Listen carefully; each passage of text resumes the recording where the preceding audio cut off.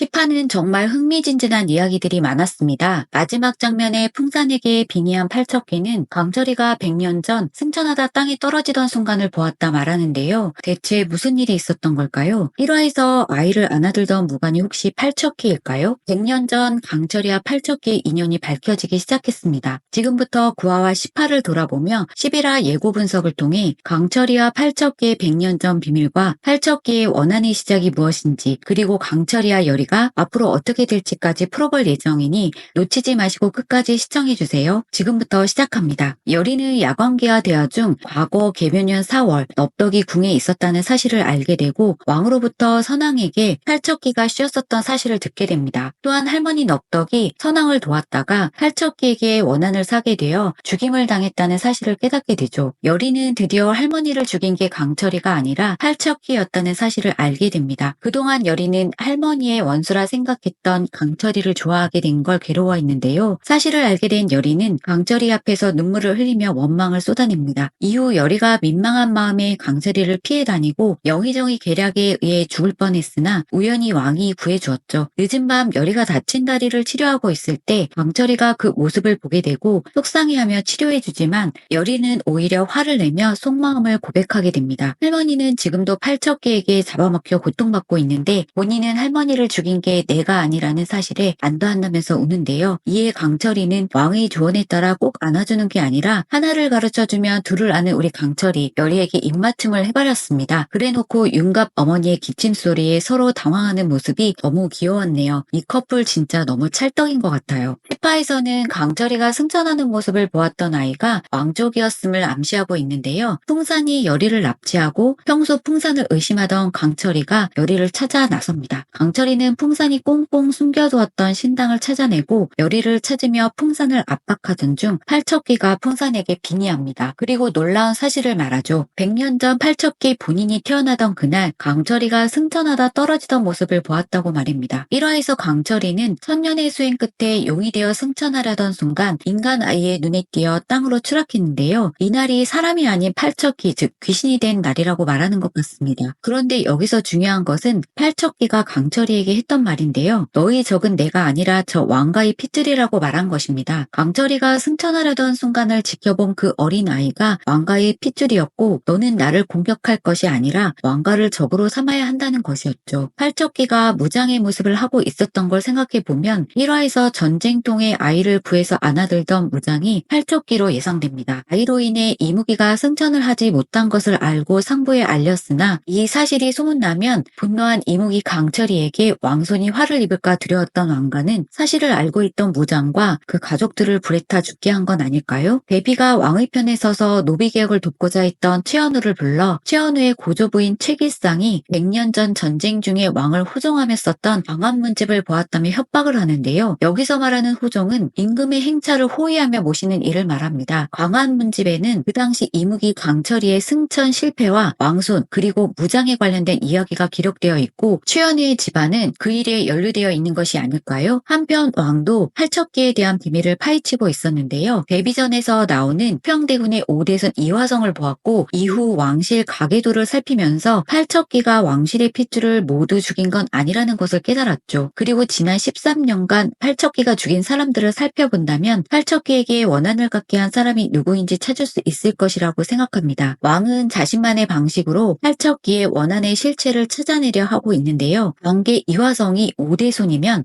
호평대군은 대략 100년 전의 인물로 보여집니다. 이는 강철이가 승천하던 그때 팔척귀가 추락하는 강철이를 본 시기임을 알 수 있습니다. 이때 무슨 일이 있었길래 팔척귀가 이렇게 끔찍한 원한을 품게 되었을까요? 작가는 드라마 전체에 원한이라는 주제를 꾸준히 심어놓고 있습니다. 세자가 강독을 하는 자리에서 이런 말을 하는데요. 남에게 손해를 끼치고 자신을 이롭게 하면 마침내 자신을 해롭게 한다라는 말이었고 팔척귀뿐만 아니라 외다리기, 수기 등 모든 원한개들의 강철이의 존재가 왜 생기게 되었는지 이야기하고 있습니다. 누군가의 악행이 결국 원한으로 돌아와 자신을 해친다는 인과응보를 말입니다. 11화 예고에서는 가섭 스님이 팔척기가 그리 사라졌다는 것도 이상하다 말하는데요. 이는 팔척기가 강철이를 해치지 않고 그대로 달아난 것에 대한 의문 같습니다. 팔척기가 했던 말들을 생각해보면 팔척기는 강철이를 적으로 생각하지 않는 게 아닐까요? 어떻게 보면 강철이도 왕가의 아이로 인해 승천을 하지 못했으니까요. 하지만 이 사실을 들은 강철이는 왕가에 대한 원한을 갖지는 않는 것 같습니다. 결국 강철이에 의해 풍산의 신당이 들통나고 왕은 신당으로 바로 달려오지만 팔척기는 어디에도 없었죠. 하지만 왕가의 가계도를 살펴보며 팔척기가 원한을 품은 자가 누구인지 단서를 찾게 됩니다. 왕은 열흘 뒤 용담골로 갈 것을 예고하며 팔척기의 정체를 밝혀낼 것이다 라고 선언하는데요. 결국 모든 일의 시작과 끝은 용담골이 될 듯합니다. 용담골은 열이와 넙덕 그리고 최현우가 살던 곳이죠. 아마도 강철이가 땅에 떨어진 곳 그리고 팔척기의 비극이 시작된 곳일 가능성이 높습니다. 용담이라는 이름 자체가 용이 있는 연못이란 뜻으로 강철이가 이무기에서 용이 되려던 순간과 연관되어 있을 것으로 보여집니다. 한편 10화에서 가섭 스님이 우연히 찾게 된 열이의 경기석을 가져다 주는데요.